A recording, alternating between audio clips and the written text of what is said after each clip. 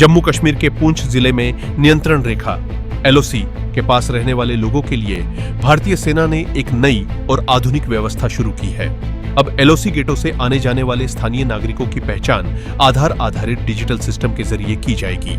सेना का कहना है कि इस पहल से एक ओर जहां स्थानीय लोगों की आवाजाही पहले से अधिक तेज और आसान होगी, वहीं दूसरी ओर सीमा सुरक्षा व्यवस्था भी और मजबूत बनेगी।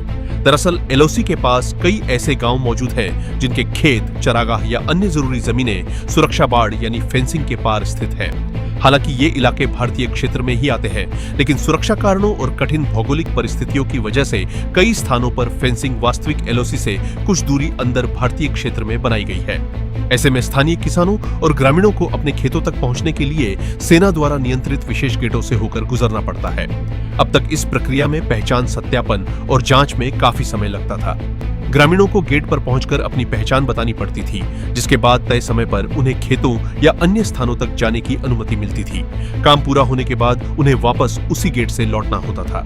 लेकिन नई डिजिटल व्यवस्था लागू होने के बाद आधार आधारित सत्यापन से यह पूरी प्रक्रिया तेज, पारदर्शी और अधिक सुरक्षित हो जाएगी। भारतीय सेना ने सिर्फ डिजिटल पहचान प्रणाली ही नहीं लगाई है, बल्कि एलओसी गेटों पर अत्याधुनिक स्कैनिंग उपकरण भी स्थापित किए हैं। इन आधुनिक सिस्टमों की मदद से लोगों और उनके सामान की बेहतर जांच की जा सकेगी।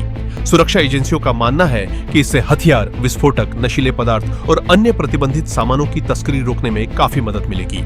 यह कदम ऐसे समय में उठाया गया है जब जम्मू कश्मीर लंबे समय से सीमा पार आतंकवाद और घुसपैठ की चुनौतियों का सामना कर रहा है। सुरक्षा बल लगातार सीमा पर निगरानी मजबूत करने और संदिग्ध गतिविधियों को रोकने के लिए अभियान चला रहे हैं। ऐसे माहौल में पुंछ के एलओसी गेटों पर शुरू किया गया यह आधार आधारित प्रवेश और निकास सिस्टम दोहरा फायदा देगा। इससे स्थानीय लोगों को बार बार लंबी जांच प्रक्रिया से राहत मिलेगी, जबकि सुरक्षा एजेंसियों को आने जाने वालों का डिजिटल रिकॉर्ड रखने और निगरानी करने में आसानी होगी। कुल मिलाकर पुंछ में शुरू हुआ यह नया सिस्टम सिर्फ एक तकनीकी बदलाव नहीं, बल्कि सीमा प्रबंधन को आधुनिक, प्रभावी और सुरक्षित बनाने की दिशा में एक महत्वपूर्ण कदम माना जा रहा है।